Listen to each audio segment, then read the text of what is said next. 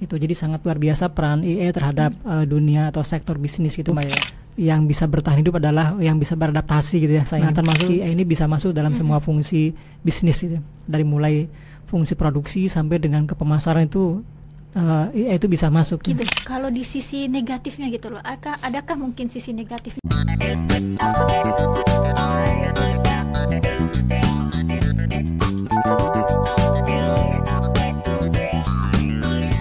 Assalamualaikum warahmatullahi wabarakatuh. Waalaikumsalam warahmatullahi wabarakatuh. Salam sejahtera untuk kita semua. Jumpa lagi sahabat podcast Febi TV bersama saya Yaya.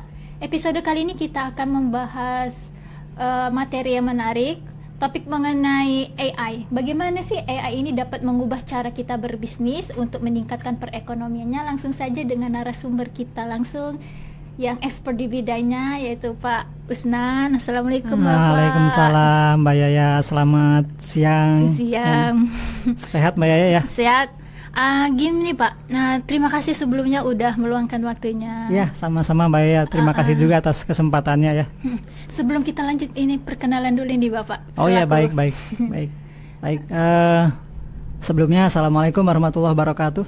Selamat siang semuanya. Selamat berjumpa di podcast Febi. Iya, podcast Febi. Ya, acara yang luar biasa ya, yang memang ini menjadi satu ikon untuk Febi, punya kegiatan yang sangat luar biasa. Baik, sebelumnya perkenalkan saya, namanya seperti yang tadi sudah disampaikan oleh Mbak Yaya. Nama saya Usnan. Kebetulan saya salah satu dosen di Fakultas Ekonomi dan Bisnis Islam. Dan kebetulan juga saya membantu di jurusan manajemen dan akuntansi syariah sebagai sekretaris jurusan. Begitu Mbak Yaya. Oke, dosen ekonomi syariah ya Pak. Iya. Topik menarik nih Bapak mengenai AI. Oh iya, betul. Gimana sih Pak menurut Bapak AI ini dapat membantu perkembangan ekonomi masyarakat, tuh peran AI-nya gitu?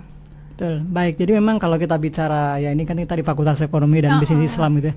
Jadi ekonomi itu kan sebetulnya aspek yang sangat luar biasa strategis gitu, karena dimanapun sektor apapun selalu berkaitan dengan ekonomi.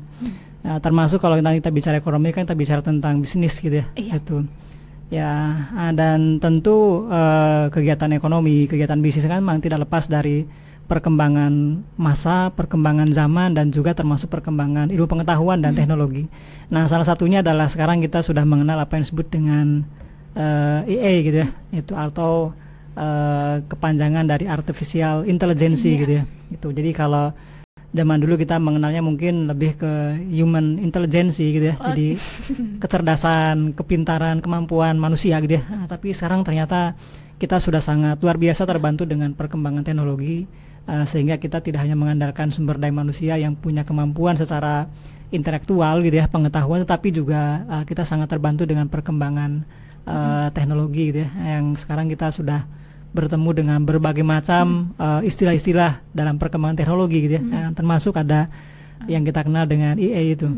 Jadi saya kira bagaimana tadi kontribusi ya Mbak ya, peran AI gitu ya terhadap perkembangan bisnis gitu ya, perkembangan ekonomi, saya kira sangat luar biasa gitu ya, sangat memiliki peran yang sangat besar terhadap dunia ekonomi, termasuk di dalam dunia bisnis gitu ya. Itu karena kita bicara bisnis itu kan selalu kita bicara tentang banyak hal gitu ya, mulai dari proses produksi gitu ya, kemudian juga proses secara operasional, kemudian juga termasuk pada proses distribusi pemasaran gitu ya. Nah, itu kita tidak bisa sangat juga dipengaruhi oleh peran dari perkembangan teknologi itu atau AI gitu.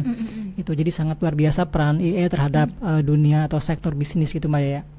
Untuk sektor tadi loh Pak, sektor ekonomi apa tuh Pak yang berdampak hadirnya AI gini?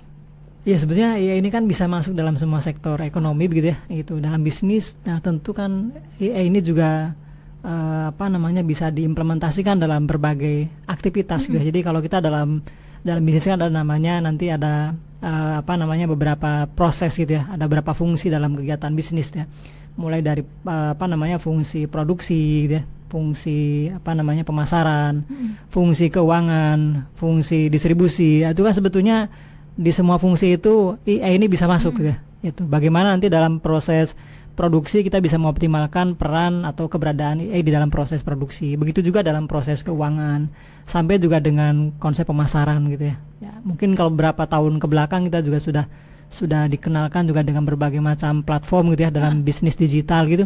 Nah sekarang udah ada AI tambah berkembang lagi begitu ya. Nah, kita banyak alat-alat yang bisa kita gunakan sebagai media untuk meningkatkan kinerja bisnis gitu. Itu sehingga memang luar biasa ini. AI ini bisa masuk dalam semua fungsi bisnis itu. Dari mulai fungsi produksi sampai dengan ke pemasaran itu AI itu bisa masuk gitu.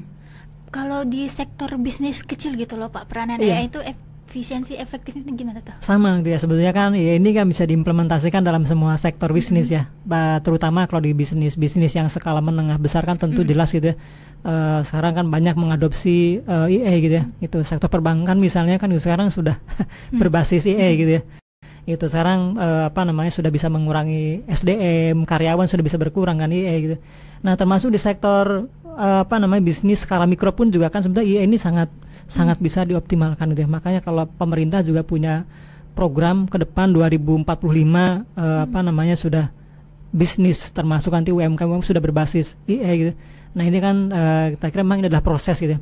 Proses bagaimana kemudian UMKM, bisnis sektor mikro kan juga bisa memanfaatkan perkembangan teknologi gitu ya, AI. Nah, salah satunya bagaimana yang paling mungkin kan misalnya dalam proses pemasaran gitu ya. Itu bagaimana pemasaran kita bisa lakukan meskipun itu sektor bisnis mikro gitu ya, UMKM, tapi bisa memanfaatkan artificial intelligence gitu. Begitu Mbak Yaya. Penggunaan AI ini kan butuh langkah-langkah gitu ya Pak. Betul. Langkah-langkah untuk pelaku bisnis memanfaatkan AI itu gimana tuh untuk mengembangkan bisnisnya? Betul. Ya memang ini artinya memang pertama adalah proses tentu edukasi gitu ya. Edukasi ini penting dilakukan gitu. Maka menurut hemat kami gitu ya, ini kita sebagai orang-orang yang ada di dunia akademis ini kan sebenarnya punya peran bagaimana bisa memberikan edukasi dan memberikan bekal pengetahuan kepada masyarakat, khususnya pelaku-pelaku UMKM, pelaku-pelaku bisnis skala mikro gitu ya. Bagaimana dikenalkan dengan AI yang dia bisa dimanfaatkan dalam pengelolaan bisnis khususnya di skala mikro gitu ya. Itu kemudian yang kedua mungkin juga bisa dengan memfasilitasi bagaimana dalam memanfaatkan dia itu sendiri gitu ya. Jadi tidak hanya pada proses edukasi, sosialisasi, tapi juga melakukan pendampingan bagi UMKM sehingga mereka bisa mengimplementasikan AI dalam bisnis sambil skala mikro gitu ya. Begitu Mbak. Jadi ada proses edukasi. Implementasi itu kayak gimana tuh Pak penggunaan AI-nya? Ya itu kan sebenarnya bisa tadi gitu ya Mbak, kita sampaikan kan bisa dimasukkan berbagai macam proses gitu ya. Gitu. Misalnya bagaimana melakukan analisis bisnis kan gitu ya. Gitu. Kita misalnya mau melakukan ekspansi kan gitu ya. Kira-kira bagaimana mengkalkulasi ini layak atau enggak kan begitu ya. Nah, ini kan kita bisa manfaatkan teknologi AI gitu. Itu bagaimana menghitungkan nih kira-kira bisnis ini prospek apa enggak, saya mau mengembangkan usaha ini kira-kira prospek, itu kan kita bisa manfaatkan AI gitu. Nah, termasuk misalnya kalau nanti dalam proses produksi gitu ya, bagaimana meng-create bikin kemasan yang sederhana tetapi marketable kan gitu ya. Itu kan sebenarnya pada proses produksi bisa memanfaatkan AI gitu.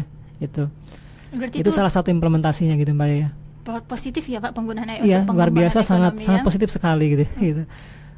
Untuk gitu, kalau di sisi negatifnya gitu loh, adakah mungkin sisi negatifnya? Ya tentu memang ya. Jadi kalau perkembangan teknologi selalu juga memberikan dampak positif dan negatif ya.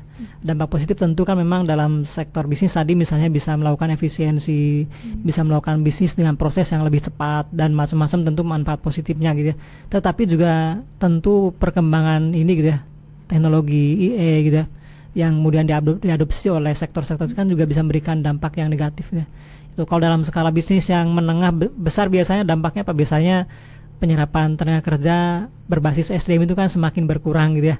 Gitu karena sudah dilakukan efisiensi dengan pemanfaatan AI gitu ya. Itu orang tidak perlu lagi misalnya nanti ada tambah banyak karyawan karena sudah bisa dikerjakan oleh AI gitu ya. Itu.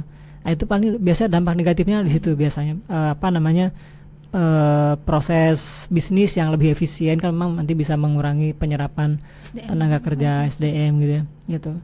Meskipun kalau untuk skala mikro saya kira memang ini malah justru sebetulnya sangat positif gitu ya, karena setiap orang bisa berlomba-lomba untuk berbisnis, tetapi dengan efisiensi secara biaya gitu ya, baik biaya modal untuk operasional bisnis, termasuk juga dalam biaya kaitannya dengan sumber daya manusia yang sudah bisa digantikan dengan pemanfaatan teknologi yang bisa lebih terjangkau gitu. Okay. Menurut saran Bapak nih untuk pengusaha kecil, gimana tuh sarannya untuk menggunakan AI tadi? Ya tentu mungkin nanti tadi begitu ya, bisa melalui mengikuti kegiatan-kegiatan pelatihan gitu ya, gitu. Atau yang mungkin bisa, sekarang kan banyak juga media sudah memberikan proses edukasi gitu ya. Jadi selain dari lembaga-lembaga pendidikan misalnya, sekarang banyak juga bisa diakses bagaimana memanfaatkan teknologi di dalam bisnis gitu ya, skala mikro gitu. Ya mungkin ya kalau dalam bahasa agamanya kan kita ikro gitu ya, membaca gitu ya. Jadi pelaku-pelaku usaha mikro saya kira mungkin juga bisa banyak membaca gitu ya, bisa banyak mungkin kalau sekarang bahasa membaca kan bisa juga dengan searching gitu ya, itu mencari referensi bagaimana memanfaatkan teknologi gitu ya, mengikuti pelatihan-pelatihan kaitannya dengan pemanfaatan teknologi berbasis IA gitu ya dalam bisnis. Itu kan bisa menjadi salah satu cara untuk bisa mengaplikasikan gitu ya di dalam pengelolaan bisnisnya. Tentu nanti yang kedua memang perlu diimplementasikan gitu ya, gitu. Jadi tidak cukup menggali, mencari wawasan gitu ya, mengikuti pelatihan, tapi juga nanti bagaimana diimplementasikan di dalam praktek bisnisnya gitu. Gitu Mbak Yaya.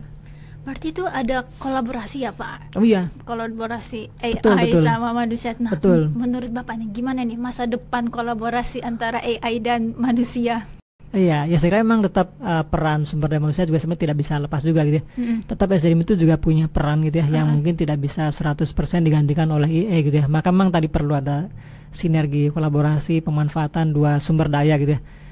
Human resource-nya gitu ya, tapi juga artificial resource juga bisa kita optimalkan gitu. Jadi memang tetap dalam jangka panjang mesti akan ada kolaborasi terus gitu ya. Meskipun nanti proporsinya yang mungkin bisa berbeda gitu ya. Kalau zaman dulu porsinya lebih dominan human resource-nya gitu ya. Sekarang justru lebih dominan mungkin pemanfaatan IA-nya gitu ya. Jadi kolaborasi itu mungkin nanti hanya porsinya yang bisa berubah secara porsinya gitu.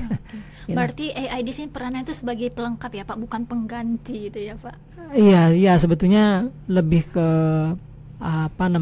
melengkapi dan menjadi supporting inilah komponen gitu ya. Jadi komponen yang bisa mendorong optimalisasi proses bisnis gitu ya, bisa mendorong efisiensi dalam proses bisnis. Nah sebetulnya perannya AI kan di situ gitu. Oke, terima kasih. Iya. Closing statementnya dulu Bapak. Iya. Banyak ilmu yang didapat sama Bapak. Ya biasa gitu ya. Jadi memang perkembangan teknologi ini harus direspon gitu ya. Itu kan kalau dalam bahasa ilmu pengetahuan alam itu yang bisa bertahan hidup adalah yang bisa beradaptasi gitu ya. Nah termasuk sektor bisnis, sektor ekonomi, siapapun bisa beradaptasi, menangkap peluang, menangkap potensi-potensi bisa dioptimalkan, maka itulah yang bisa menjadi kunci eksistensi dari sebuah bisnis gitu ya. Termasuk sektor mikro gitu ya. Itu nah salah satunya daya responsif kita gitu ya, kepekaan terhadap perkembangan itu adalah dengan bagaimana bisa menyerap, mengadopsi dan mengimplementasikan perkembangan AI dalam implementasi bisnis. Begitu Mbak ya. Kok menarik ya Pak kajiannya ya Pak, menarik. Pengen nambah satu pertanyaan deh Pak. Sebenarnya kayak belum pernah terpikirkan gitu ya kalau AI ini ternyata bakal muncul ya di era tahun abad ke-20 yang gini ya Pak. Betul. Gak kepikiran ya berat gitu ya. Betul. Ya ini kan mungkin juga salah satu kalau dalam Islam ini kan prediksinya Rasulullah ya. Ini kita karena di ekonomi bisnis Islam gitu ya. Gitu. Jadi kalau kata Nabi kan besok akhir zaman gitu ya. Itu mendekati akhir zaman itu kan dunia ini kan semakin kecil gitu ya. Itu dunia itu semakin kecil, artinya bukan dunia itu menyusut gitu, tapi dunia ini semakin rasanya semakin dekat gitu ya. Nah salah satunya adalah dengan perkembangan teknologi, perkembangan artificial intelligence gitu ya, gitu. Orang bisa tahu berbagai hal hanya dengan kita menggunakan satu tool saja gitu ya. Gitu. Ini kan gitu ya. Iya. Nah itu saya kira inilah bagian dari memang sesuatu juga yang sudah diprediksi kalau dalam Islam gitu ya oleh Rasulullah gitu. Udah diprediksi belum pernah mengira bakal. Iya betul. Okay. Terima kasih Bapak ya, sama-sama, Mbak meluangkan waktunya. Terima kasih sama-sama. Untuk sharing keilmuannya sangat bermanfaat banget Bapak. Ya mudah-mudahan bermanfaat ya untuk kita semuanya. Sahabat Febi sekalian, tadi sudah kita dengar sharing keilmuan dari Pak Usnan MEI selaku dosen di Prodi Ekonomi Syariah. Tetap saksikan di podcast Febi TV dengan topik yang menarik di hari berikutnya dengan narasumbernya yang berbeda pula yang menarik tentunya. Assalamualaikum warahmatullahi wabarakatuh. Waalaikumsalam warahmatullahi wabarakatuh. Terima kasih.